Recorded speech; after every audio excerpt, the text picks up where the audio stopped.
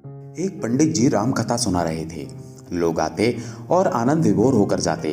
पंडित जी का नियम था, रोज कथा शुरू करने के पहले आइए हनुमंत जी विराजिए कहकर हनुमान जी का आवाहन करते थे।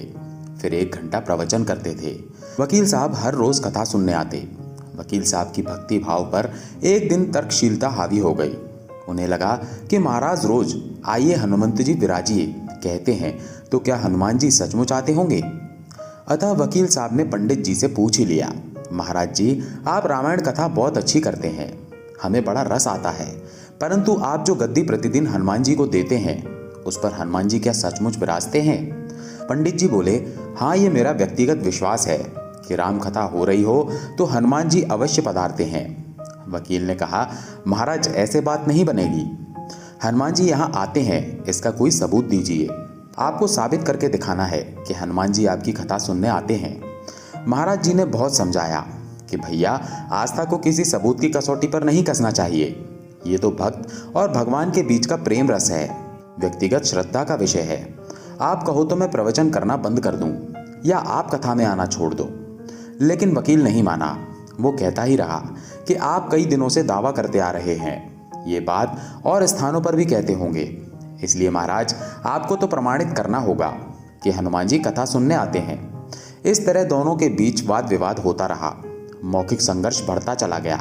हार कर पंडित जी महाराज ने कहा, हनुमान जी हैं या नहीं उसका प्रमाण कल दिलाऊंगा। कल कथा शुरू हो तब प्रयोग करूंगा। जिस गद्दी पर मैं हनुमान जी को विराजित होने को कहता हूँ, आप उस गद्दी को आज अपने घर ले जाना, कल अपने साथ उस गद्दी को लेकर आना और फिर मैं कल गद्दी यहाँ रखूंगा।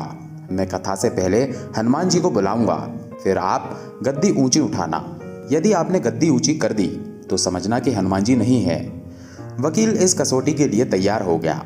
पंडित जी ने कहा, हम दोनों में से जो पराजित होगा वो क्या करेगा, इसका निर्णय भी कर लें। ये तो सत्य की परीक्षा है। वकील ने कहा, मैं गद्दी ऊंची न कर सका तो वकालत छोड़कर आपसे दीक्षा ले लूंगा। आप पराजित हो गए तो क्या करोगे? पंडित जी ने कहा, मैं कथावाचन छोड़कर आपके ऑफिस का चपरासी बन जाऊंगा। अगले दिन कथा पंडाल में भारी भीड़ हुई। जो लोग रोजाना कथा सुनने नहीं आते थे वे भी भक्ति, प्रेम और विश्वास की परीक्षा देखने आए। काफी भीड़ हो गई, पंडाल भर गया। श्रद्धा और विश्वास का प्रश्न जो था।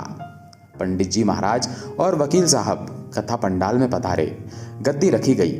पंडित जी ने सजल नेत्रों से मंगलाचरण किया और फिर बोले, आइए हनुमंत जी विराजिए। ऐसा बोलते ही पंडित जी के नेत्र सजल हो उठे।